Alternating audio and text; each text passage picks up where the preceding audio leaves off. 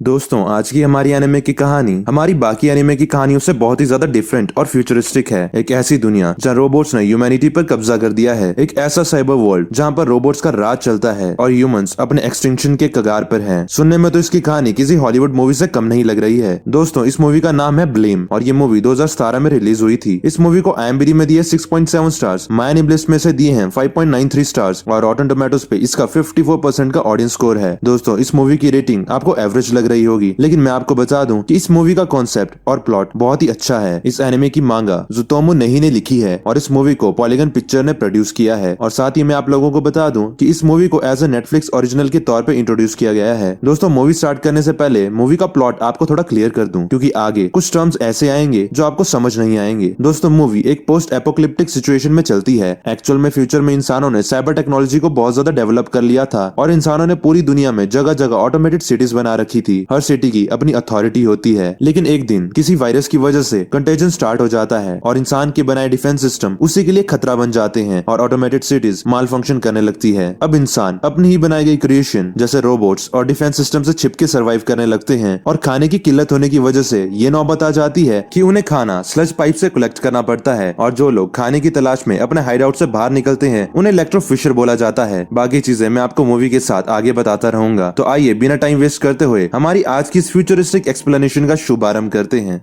Hello, नमस्कार, सत श्री अकाल, आदाब। This is me Anurag and you are watching anime loft.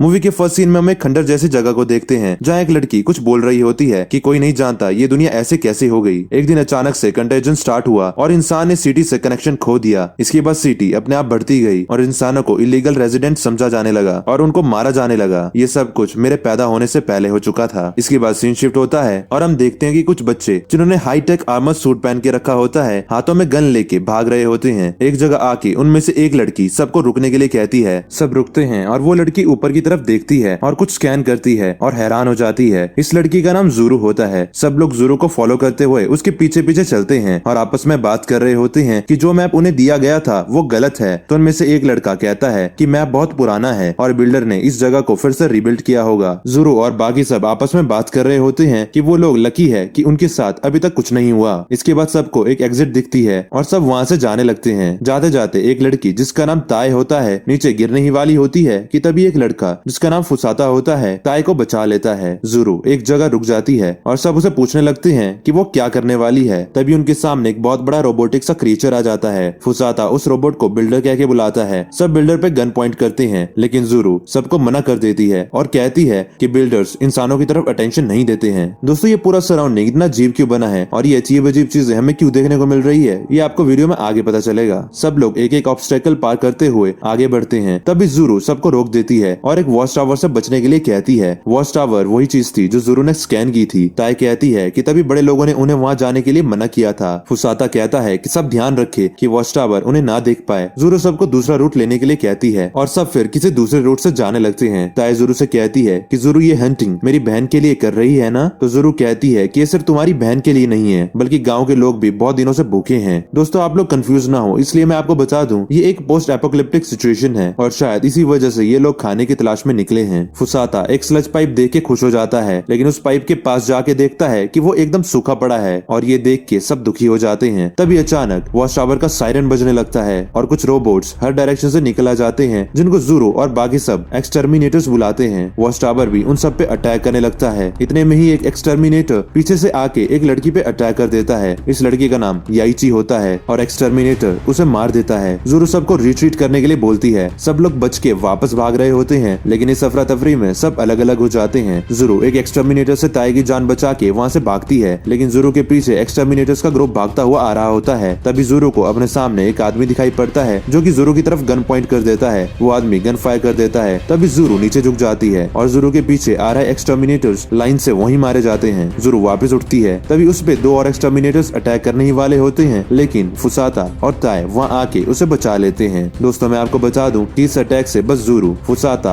और ताई ही सर्वाइव कर पाए, बाकी सब भागते हुए मारे गए। तभी वो आदमी जिसने ज़ोरो की जान बचाई होती है उन तीनों के पास आता है और फुसाता और ताई उस पर गन पॉइंट कर देते हैं, लेकिन ज़ोरो उन लोगों की गन नीचे कर देती है। ताई देखती है कि उन पर हो रहे अटैक रुक जाते हैं। तभी वो आदमी उन तीनों से कहता है कि तुम तीनों अपने हेड गियर्स उतार दो, मुझे तुम लोगों की आंखें देखनी है। ज़ोरो थोड़ा सोचती है लेकिन फिर अपना हेड गियर उतार देती है। फुसाता और ताई हैरान होते हैं कि वॉच टावर बिना हेलमेट के भी ज़ोरो को डिटेक्ट नहीं कर पा रहा है। वो आदमी ज़ोरो की आईज को अपनी आईज के थ्रू स्कैन करता है। इसके बाद फुसाता और ताई भी अपना हेड गियर ऑफ कर लेते हैं। वो आदमी उन तीनों से पूछता है कि वहाँ कोई ऐसा इंसान है जिसके पास नेट टर्मिनल जीन हो। ये वर्ड उन तीनों ने पहली बार सुना होता है। तो ज़ोरो कहती है कि क्योंकि उस आदमी ने उसकी जान बचाई है तो बदले में ज़ोरो भी उस आदमी के लिए कुछ करना चाहती है, लेकिन उन्हें नहीं मालूम कि उस आदमी को जो चीज चाहिए वो आखिर है क्या। वो आदमी वहाँ से जाने लगता है कि तभी ज़ोरो उसे रोकती है और बताती है कि शायद उसके वहाँ के किसी बड़े जनों को पता होगा कि वो क्या है। ज़ोरो कहती है लेकिन उनसे मिलने से पहले उस आदमी को बताना होगा कि वो कौन है। वो आदमी बताता है कि उसका नाम किली है और वो एक इंसान है।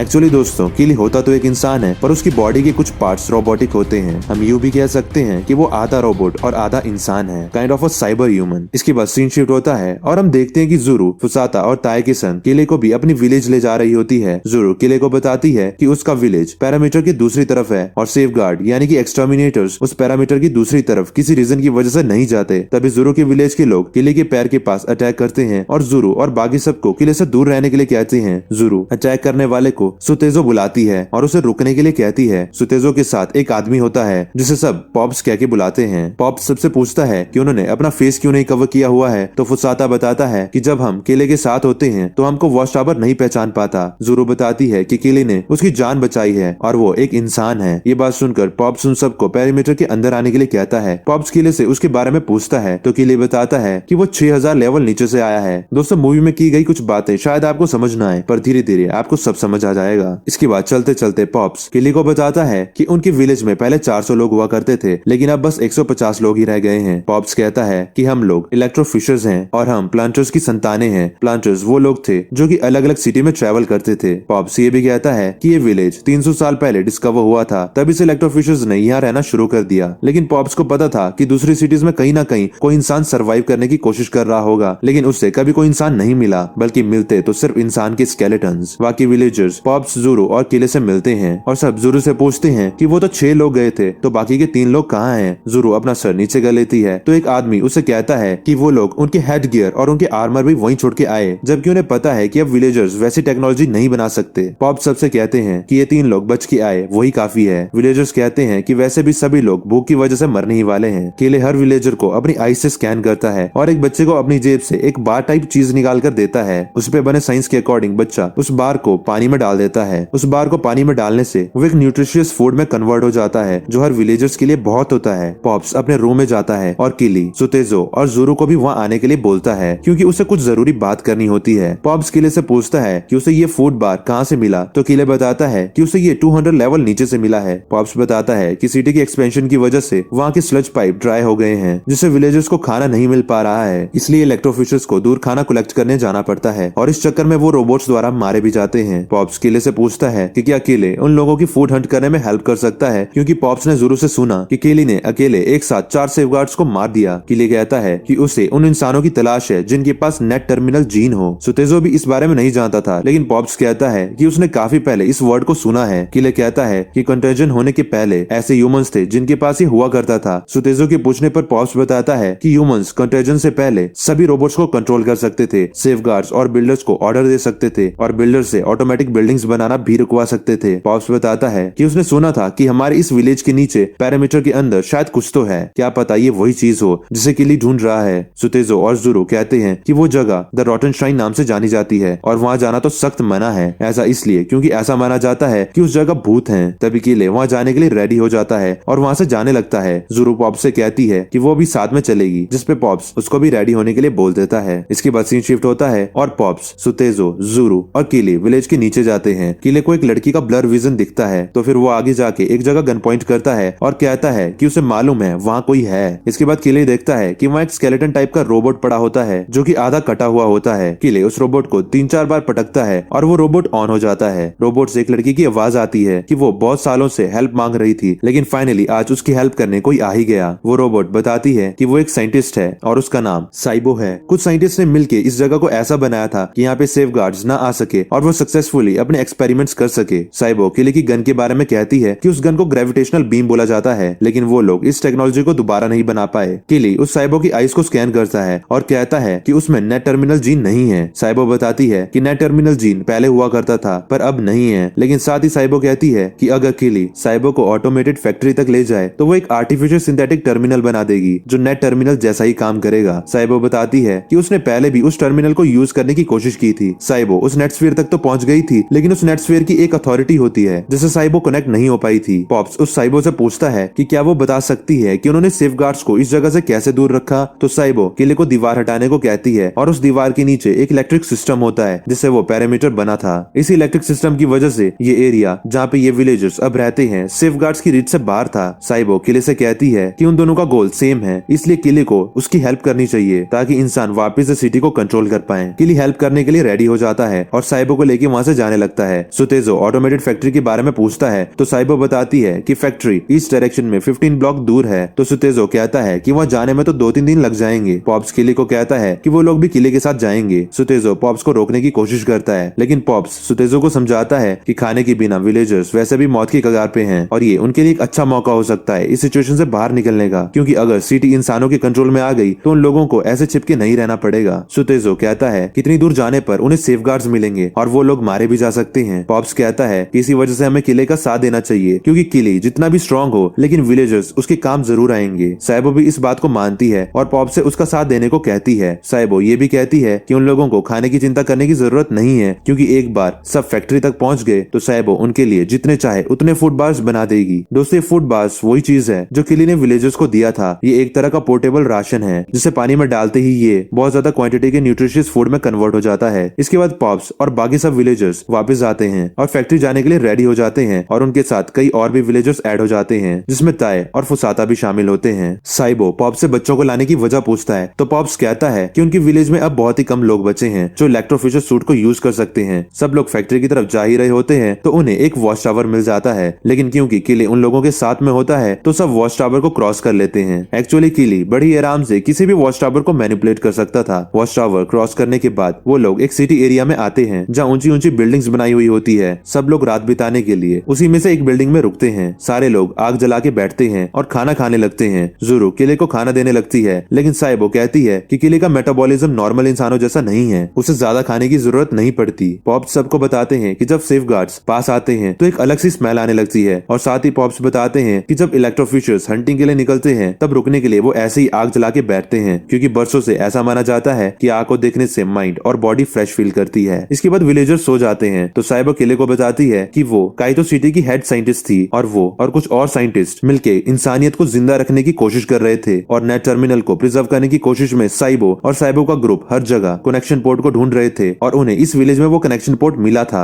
साइबो कहती है कि यहाँ तक पहुंचने में उसके साथ के सारे साइंटिस्ट ने अपनी जान गंवा दी। इसके बाद सीन शिफ्ट होता है और फाइनली दूसरे दिन सब ऑटोमेटेड फैक्ट्री पहुंच जाते हैं। साइबो अपनी आइस से फैक्ट्री का गेट ओपन करती है और सब फैक्ट्री के अंदर जाके बहुत हैरान हो जाते हैं। साइबो बताती है कि ऐसी फैक्ट्री हर जगह है और ये वाली विलेज की सबसे पास है। साइबो पूरी फैक्ट्री को एक्टिवेट कर देती है और हम देखते हैं कि फैक्ट्री में पूल जैसे बड़े बड़े कंपार्टमेंट्स बने होते हैं। साइबो उसी में से एक कंपार्टमेंट को इनिशिएट कर देती है और कुछ कमांड देती है जिससे उस कंपार्टमेंट से बहुत ज्यादा क्वांटिटी में पोर्टेबल राशन बन जाता है, जिसको देख के विलेजर्स बहुत ज्यादा खुश हो जाते हैं। साइबो दूसरा कंपार्टमेंट इनिशिएट करती है और उसमें से सिंथेटिक टर्मिनल निकल के आ जाती है। साइबो किले को कहती है कि वो टर्मिनल संभाल ले, क्योंकि साइबो सिस्टम की डीप में चली गई है और उसे कुछ दिक्कत आ रही है। साइबो बताती है ऐसा ही कुछ पहले भी हुआ था जब उसने पहले भी सिस्टम में डीप जाने की कोशिश की थी। पॉप साइबो से पूछता है कि क्या ये सही में सिंथेटिक टर्मिनल ही है, लेकिन साइबो रिस्पॉन्ड करना बंद कर देती है और तभी अचानक कुछ कंपार्टमेंट अपने आप इनिशिएट हो जाते हैं और उसमें से सेफगार्ड्स निकलने लग जाते हैं। कहानी को आगे बढ़ाने से पहले मैं आपको कुछ कहना चाहता हूँ कि अगर आपने अभी तक हमारे चैनल को सब्सक्राइब नहीं किया है तो अभी वीडियो को पॉज करके सब्सक्राइब बटन दबाकर लाल से ग्रे कर दो और साथ ही बेल आइकन को दबाना मत भूलना, क्योंकि हम ऐसी ही अलग अलग तरह की एनिमे एक्सप्लेनेशन वीडियोस हिंदी में लेके आते रहते हैं।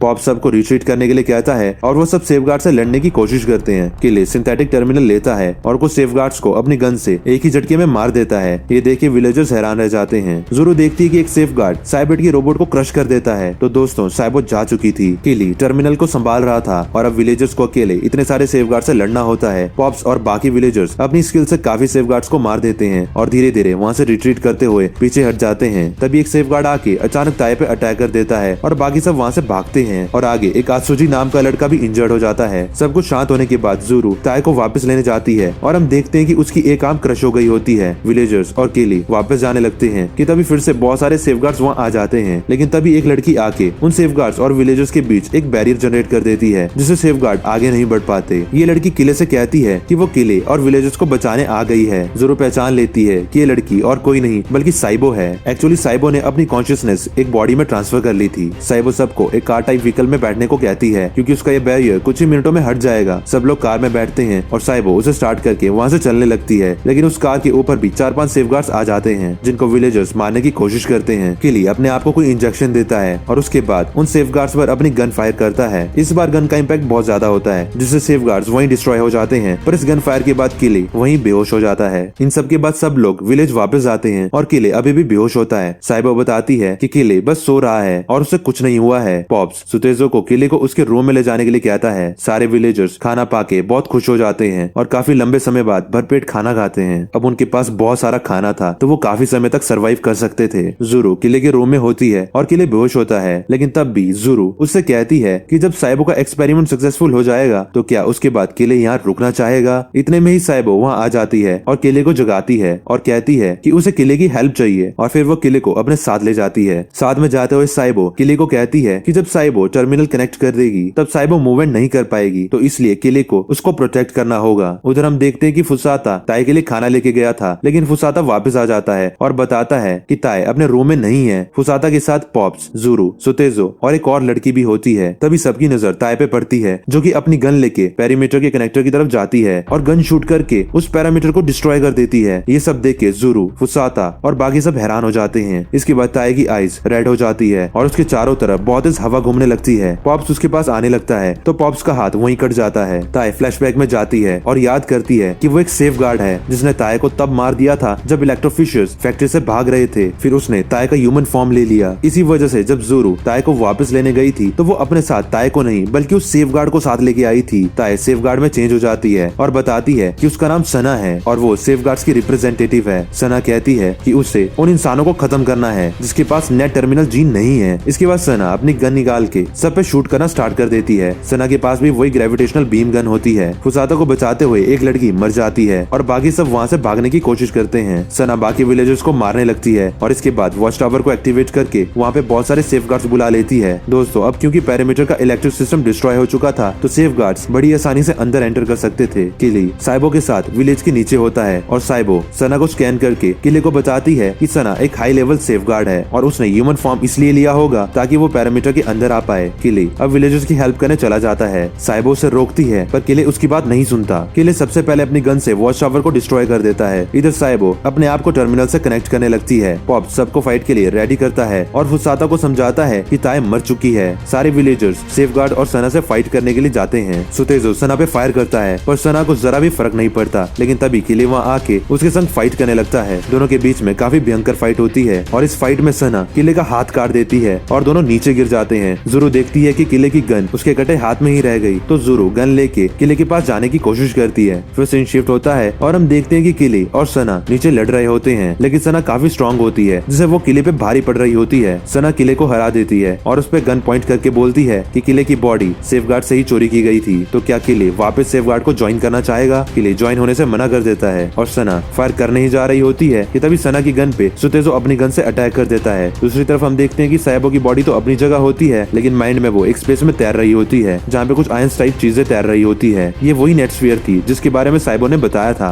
आगे हम देखते हैं कि सुतेजो के अटैक के बाद सना की गन काम करना बंद कर देती है। सीन शिफ्ट होता है और हम देखते हैं कि सना सुतेजो के ऊपर दूसरी गन से फायर करने लगती है और उसे मार देती है। तब तक ज़ोरो वहाँ आ जाती है और किले की गन किले की तरफ फेंक देती है। किले सना को मार के गिरा देता है और अपनी गन लेके सना पे फायर करता है लेकिन उसका चार्ज खत्म हो जाता है तो सना पे कुछ भी इफेक्ट नहीं पड़ता। सना को पता लग जाता है कि कोई नेट स्फीयर से कनेक्ट होने होने की कोशिश कर रहा है और वो हर तरफ स्कैन करती है और उसे साइबो मिल जाती है। सना साइबो की तरफ ग्रेविटेशनल बीम फायर करती है और साइबो की ऊपर की बॉडी डिस्ट्रॉय हो जाती है और बस आर्म्स और लेग्स बचते हैं। लेकिन साइबो का माइंड अभी भी नेट स्फीयर में होता है और साइबो को एक जाइंट स्ट्रक्चर मिलता है जिसको वो अथॉरिटी बुलाती है। साइबो अथॉरिटी से कहती है कि उसे कनेक्ट होने की परमिशन चाहिए, तो अथॉरिटी उसे बताती है कि साइबो की बॉडी डिस्ट्रॉय होने की वजह से कनेक्शन पॉसिबल नहीं है। साइबो अथॉरिटी से कहती है कि कम से कम अथॉरिटी विलेज पे होने वाले अटैक को ही रोक दे, तो अथॉरिटी कहती है कि बिना नेट टर्मिनल के अथॉरिटी साइबो की रिक्वेस्ट एक्सेप्ट नहीं कर सकती है। ये प्रोटोकॉल्स के खिलाफ है, लेकिन हाँ अथॉरिटी कुछ ऐसे एरियाज की इंफॉर्मेशन दे सकती है जो अबैंडन्ड है, यानी कि सेफगार्ड्स और वॉच टावर की रीच वहाँ तक नहीं है। और फिर अथॉरिटी के पीछे अचानक एक और जाइंट स्फीयर आ जाता है। अथॉरिटी बताती है कि वो इन अबैंडन्ड एरियाज की इंफॉर्मेशन सिस्टम पे नहीं डाल सकती, लेकिन साइबो अपने आप को उस इंफॉर्मेशन से कनेक्ट कर सकती है। दूसरी तरफ सना पीछे मुड़ के किले को मारने ही वाली होती है, लेकिन तब तक किली अपने आप को इंजेक्शन लगा लेता है और अपना पूरा चार्ज गन में डाल देता है और सना पे फायर करता है।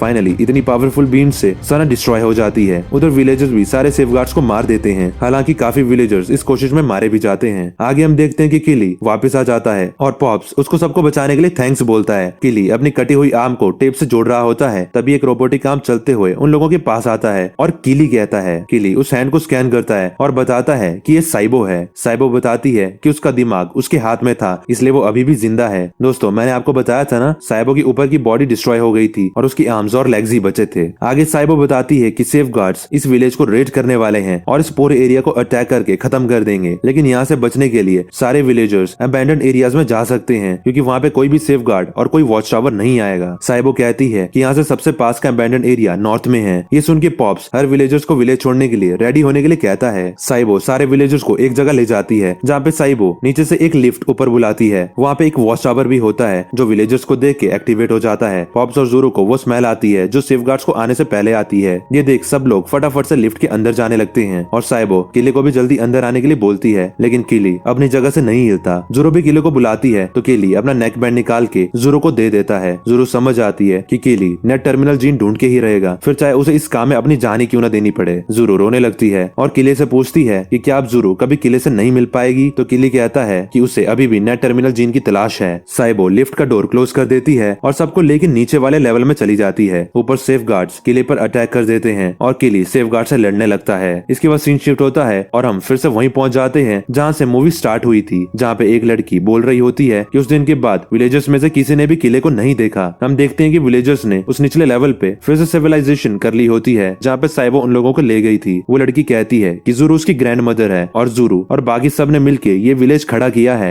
जी हाँ दोस्तों, समय अब इतना आगे बढ़ चुका है और ये कहानी हमें ज़ोरो की ग्रैंड डॉटर बता रही थी। वो लड़की कहती है कि ज़ोरो किले की बहुत बातें किया करती थी, उसे किले की याद आया करती थी। आगे वो लड़की कहती है कि सिटी के नॉर्मल होने का अभी भी कोई चांस नहीं है क्योंकि शायद अभी तक किसी को नेट टर्मिनल जीन नहीं मिला है, लेकिन मुझे उम्मीद है कि किली आज भी किसी सिटी में नेट टर्मिनल जीन ढूंढ रहा होगा। तो दोस्तों इसी के साथ मूवी यहीं पे एंड हो जाती है, लेकिन रुकिए अभी हमारी वीडियो खत्म नहीं हुई है। दोस्तों ये एनीमे भी नेटफ्लिक्स ने मांगा से अडेप्ट किया है। दोस्तों ब्लेम की मांगा की स्टोरी बहुत बड़ी है और ये मूवी तो उसका बस किले की जर्नी का एक छोटा सा पार्ट है। मैं आप लोगों को पूरी मांगा तो एक्सप्लेन नहीं कर सकता, लेकिन मैं आपको मांगा से जुड़ी कुछ बातें बता देता हूँ। तो दोस्तों मांगा और फिल्म दोनों का प्रोटैगनिस्ट किली है, ना कि ज़ोरो, क्योंकि शायद आप में से कुछ लोगों को ये लगा होगा कि ज़ोरो मेन कैरेक्टर है। साइबो किले की सबसे अच्छी पार्टनर बनती है और साइबो के पास अब ये एबिलिटी है कि वो अपना माइंड और मेमोरीज एक बॉडी से दूसरी बॉडी में ट्रांसफर कर सकती है। अगर आप लोग सोच रहे हो कि जब लास्ट में ज़ोरो की ग्रैंड डॉटर को दिखाया गया था तब साइबो कहाँ थी, तो मैं आपको बता दूं कि तब वो किले के साथ नेट टर्मिनल ढूंढने में उसकी हेल्प कर रही थी। कंटेजन एग्जैक्टली कैसे स्टार्ट हुआ इसका जिक्र कहीं भी नहीं किया गया है और ऑथर के हिसाब से किली लगभग 3000 साल की है क्योंकि उसकी बॉडी साइबर टेक्नोलॉजी से लेस है। दोस्तों पहले पूरी की पूरी सिटी इंसानों के कंट्रोल में थी क्योंकि हर एक इंसान के पास उस सिटी और रोबोट्स को कंट्रोल करने के लिए उनकी आंखों में नेट टर्मिनल जीन था। फिर एक दिन वायरस की वजह से कंटेजन हुआ जिसकी वजह से रोबोट्स ह्यूमंस के कंट्रोल के बाहर हो गए। अब नेट टर्मिनल जीन ही एक इकलौता रास्ता था जिसकी वजह से वो फिर से पूरी सिटी और पूरी दुनिया पे अपना एक्सेस वापस पा सकते थे। दोस्तों ब्लेम की मांगा का एंड ऐसे होता है कि किले को एक चाइल्ड मिलता है जिसमें किले को नेट टर्मिनल होने की पॉसिबिलिटी लगती है, लेकिन नेट टर्मिनल काम करता है कि नहीं, सिटी का एक्सपेंशन रुकता है कि नहीं, ह्यूमंस के हाथ में फिर से रोबोट्स का कंट्रोल आता है कि नहीं, इसका कहीं भी मेंशन नहीं किया गया है। तो दोस्तों हो सकता है कि ये मूवी आपको उतनी इंजॉयबल नहीं लगी हो। हर किसी का अलग अलग टेस्ट होता है, किसी को लव स्टोरीज पसंद आती है तो किसी को हॉरर, किसी को मिस्ट्री पसंद आती है तो किसी को साइ-फाई, लेकिन कुछ सीन्स और इस मूवी के एनिमेशंस आपको जरूर पसंद आएंगे। और अगर आपको टाइम मिले तो मैं रिकमेंड करूंगा कि आप ब्लेम की मांगा पढ़ें क्योंकि ये मूवी तो बस एक चैप्टर है, पूरी पिक्चर तो आपको वहाँ पे मिलेगी। तो इसी के साथ आज की की वीडियो यहीं पे खत्म हो जाती है। मेरी एक्सप्लेनेशन आपको अच्छी लगी हो तो वीडियो को लाइक करके अपने हरामी दोस्तों के साथ शेयर जरूर कर देना। क्वेश्चन ऑफ द डे, जो लोग फूड की तलाश में अपने हाइड आउट से बाहर जाते हैं और सेफगार्ड्स का सामना करते हैं उन्हें क्या कहते हैं? अगर आपको इस सवाल का जवाब पता है तो नीचे कमेंट सेक्शन में हमें अपना जवाब जरूर दें। मिलते हैं अगली वीडियो में, तब तक के लिए हर हर महादेव।